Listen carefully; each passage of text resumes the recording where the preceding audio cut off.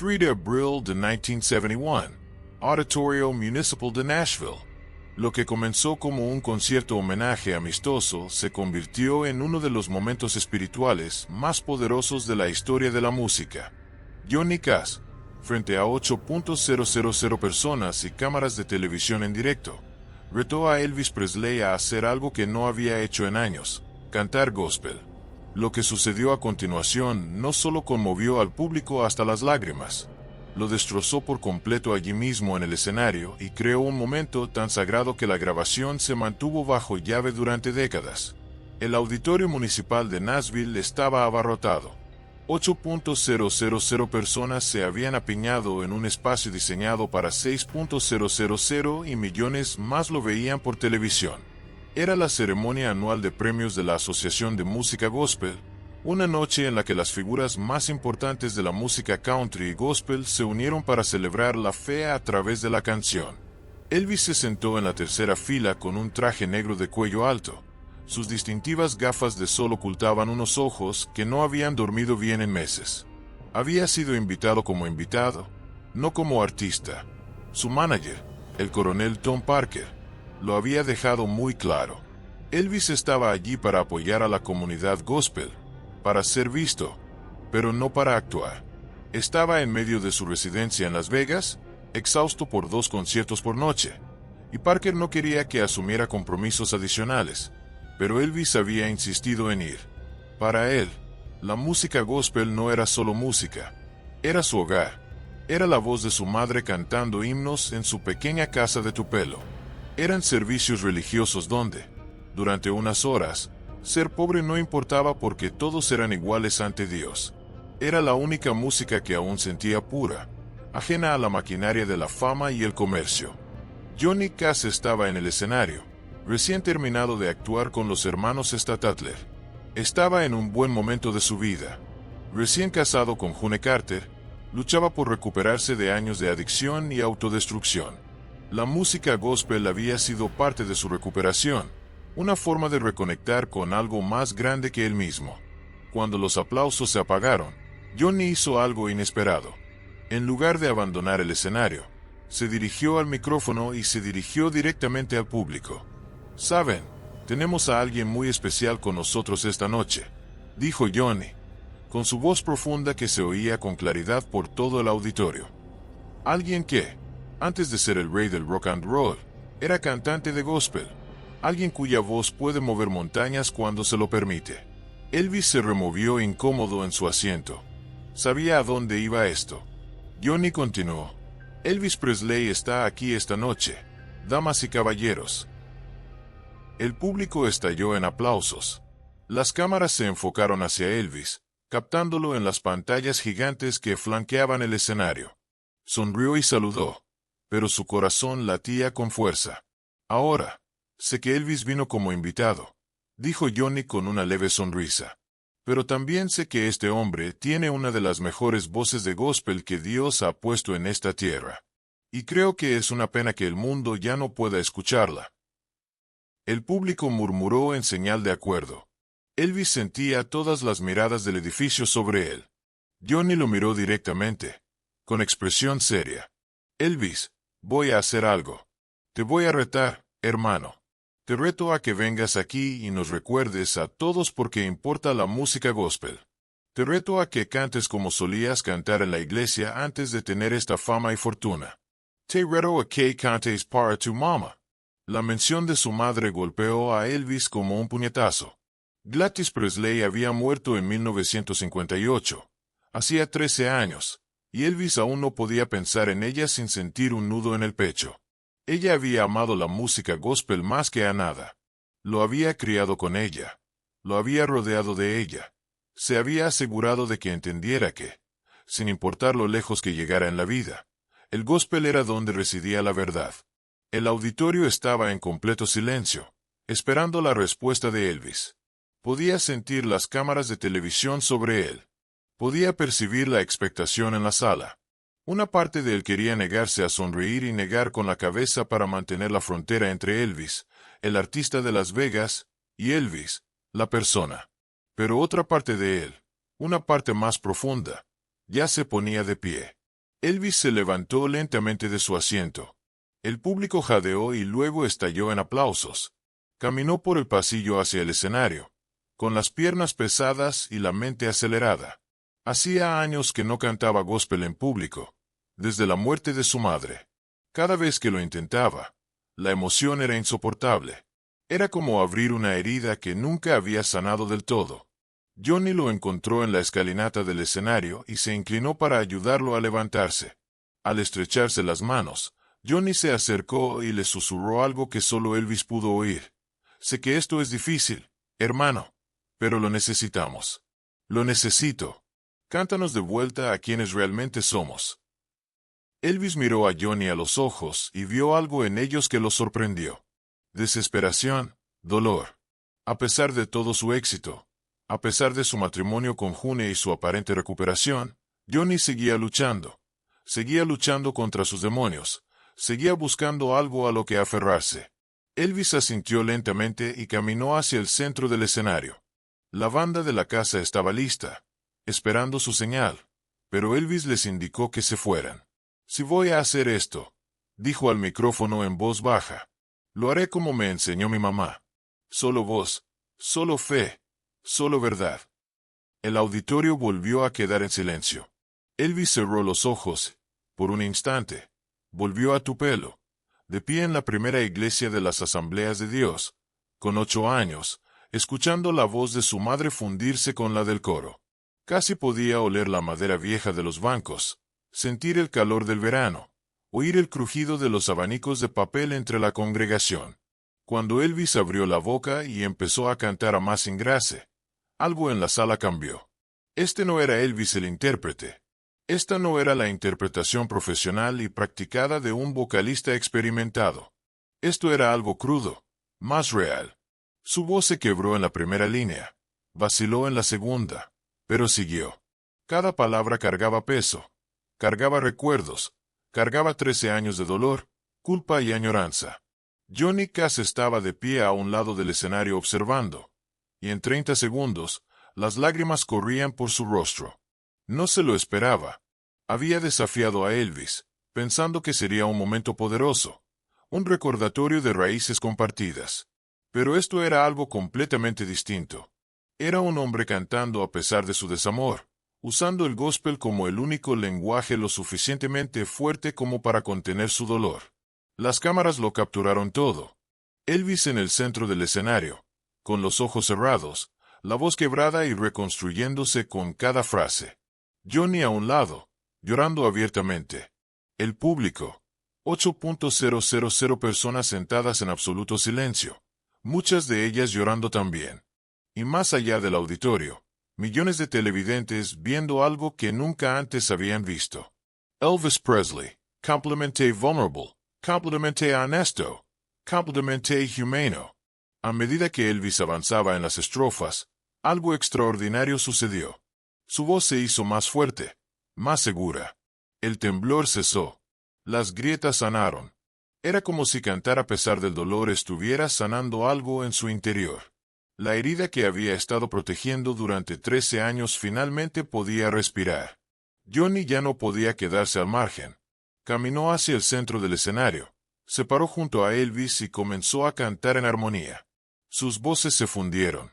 El bajo profundo de Johnny apoyaba el tenor imponente de Elvis, creando un sonido a la vez triste y esperanzado, roto y completo. Al llegar a la última estrofa, ocurrió algo inesperado. Elvis abrió los ojos, se giró hacia Johnny y le cantó directamente a él. No al público, ni a las cámaras, sino a Johnny. Y en ese momento, 8,000 personas y millones de televidentes presenciaron algo sagrado. Un hombre roto ofreciendo sanación a otro hombre roto a través de una canción. La canción terminó. Durante varios segundos no hubo sonido alguno. Luego, poco a poco, la gente comenzó a ponerse de pie. No para aplaudir, solo para ponerse de pie. Un reconocimiento silencioso de lo que habían presenciado. Incluso el equipo de televisión estaba de pie. Las cámaras seguían grabando, pero los operadores se secaban los ojos. Johnny y Elvis estaban uno frente al otro en el escenario. El rostro de Johnny estaba empapado en lágrimas, Sus hombros temblaban. Elvis se acercó y lo abrazó. Y Johnny se desplomó contra él, sollozando. «Gracias», susurró Johnny, apenas audible. «Gracias por salvarme la vida esta noche». Elvis lo abrazó con más fuerza. «Salvaste la mía, hermano. Me retaste a recordar quién soy». Allí estaban, dos de los nombres más importantes de la historia de la música, apoyándose mutuamente frente a miles de personas. Y nadie se movió. Nadie aplaudió. Todos simplemente presenciaron en silencio este momento de genuina conexión humana. Finalmente, June Carter subió al escenario. Se acercó a Johnny, le tocó suavemente el hombro, y él soltó a Elvis y se giró hacia ella. Ella abrazó a su esposo, y él hundió la cara en su hombro, todavía llorando. Elvis los observó, sintiendo un cambio en su interior. Vio cómo June abrazaba a Johnny, cómo le daba fuerza sin juzgarlo, cómo lo amaba a pesar de su dolor. Elvis se giró hacia el público y habló por el micrófono, con voz emocionada. «Quiero agradecerle a Johnny por recordarme esta noche que hay cosas más importantes que la fama, más importantes que el éxito, más importantes que todo esto», señaló alrededor del auditorio. «Mi mamá solía decirme, Elvis, nunca olvides de dónde vienes. Nunca olvides que Dios te dio esa voz por una razón». Creo que tal vez lo olvidé por un tiempo. Pero esta noche, Johnny me ayudó a recordar. Hizo una pausa, mirando a Johnny, quien se había calmado lo suficiente como para volver a ponerse de pie. «Y quiero decir algo más. Lo que acabamos de hacer aquí es lo que se supone que es la música gospel. No se trata de ser perfecto. No se trata de tocar cada nota. Se trata de ser auténtico, ser honesto, estar dispuesto a romperse frente al otro para ayudarnos a sanar». El público finalmente comenzó a aplaudir, pero fue diferente al aplauso típico de un concierto. Fue más lento, más pausado, casi ceremonial. Elvis y Johnny estaban uno al lado del otro, abrazados, reconociendo al público, no como artistas, sino como compañeros de viaje en un viaje difícil. Tras el espectáculo, los dos hombres se sentaron juntos en el camerino de Elvis. La puerta estaba cerrada. El personal de seguridad los mantenía afuera. Al principio no hablaron mucho. Solo se quedaron sentados en silencio, procesando lo sucedido. Finalmente, Johnny habló. «Casi no me atrevo, ¿sabes? Casi me acobardé». «¿Por qué lo hiciste?», preguntó Elvis. «Johnny guardó silencio un momento. Porque me vi reflejado en ti. Vi a un hombre ahogándose en su propio éxito, sofocándose bajo el peso de lo que todos esperan de él. Y pensé que si lograba que cantara gospel, que lo cantara de verdad, quizá nos recordara a ambos que somos más de lo que nos hicieron». Elvis asintió lentamente. «Funcionó. Siento que llevo 13 años conteniendo la respiración, desde que murió mamá. Y esta noche, por primera vez, por fin he podido respirar de nuevo. Murroa Johnny. Gracias por ser tan valiente como para retarme. Gracias por verme». Johnny sonrió, cansado, pero sincero. «Eso es lo que hacen los hermanos, Elvis. Se ven, se retan. Se retan a ser mejores». Se quedaron sentados en un cómodo silencio un rato más. Entonces Johnny dijo, «Sabes que lo grabaron, ¿verdad? Todo. Todas las cámaras de ese lugar lo captaron». La expresión de Elvis cambió. «Sí, Parker se va a poner furioso». Johnny negó con la cabeza. «Olvídate de Parker. Esa grabación es importante, Elvis. La gente necesita verla. Necesitan saber que las estrellas más grandes del mundo siguen siendo humanas, siguen luchando, siguen buscando un significado». Pero Elvis no estaba tan seguro. «No sé, Johnny. Se siente demasiado personal, demasiado crudo». Johnny lo entendió. «Entonces lo guardaremos bajo llave. Nos aseguraremos de que no se publique hasta que ambos estemos listos o quizás hasta que ambos nos hayamos ido y pueda ser nuestro regalo para el futuro. Prueba de que éramos personas reales, no solo leyendas». Acordaron esa noche mantener la grabación en privado. La Asociación de Música Gospel, respetando sus deseos, guardó las cintas maestras en una bóveda. Solo unas pocas copias piratas filmadas por el público circularon en los años siguientes. Pero quienes estuvieron allí esa noche nunca olvidaron lo que presenciaron. Para Johnny Cash, esa noche fue un punto de inflexión. Años después, en entrevistas, citaría esa actuación como uno de los momentos que lo ayudaron a mantenerse sobrio. Elvis me demostró esa noche que la vulnerabilidad no es debilidad, dijo Johnny en una entrevista de 1990. Me demostró que lo más fuerte que puedes hacer es admitir que estás roto y pedir ayuda. Llevé esa lección conmigo todos los días de mi sobriedad. Para Elvis, el impacto fue más complejo. Regresó a Las Vegas, a la agotadora agenda, a las pastillas y a la presión. Pero algo había cambiado en sus momentos privados, lejos de las multitudes y las cámaras. Cantaba gospel con más frecuencia. Sus amigos cercanos notaron que, de alguna manera, parecía más ligero, menos agobiado. Hablaba de su madre con más libertad, compartiendo recuerdos en lugar de esconderse de ellos. La grabación oficial permaneció bajo llave durante décadas. No fue hasta 2003, 26 años después de la muerte de Elvis y 3 años después del fallecimiento de Johnny, que sus herederos acordaron publicarla. Cuando finalmente salió, se convirtió en una de las grabaciones de gospel más significativas de la historia. No por su perfección técnica, sino por su absoluta autenticidad. Historiadores de la música y teólogos han estudiado esa interpretación extensamente. El Dr. James Martin, escribiendo en la revista Rolling Stone en 2005, lo describió como el momento en que dos íconos lo despojaron de todo menos de la verdad. Sin espectacularidad, sin artificio.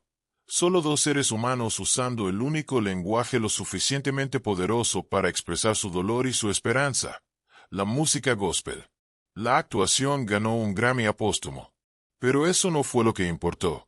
Lo que importó fueron los millones de personas que la escucharon y se vieron reflejadas en la voz rota de Elvis y las lágrimas de Johnny.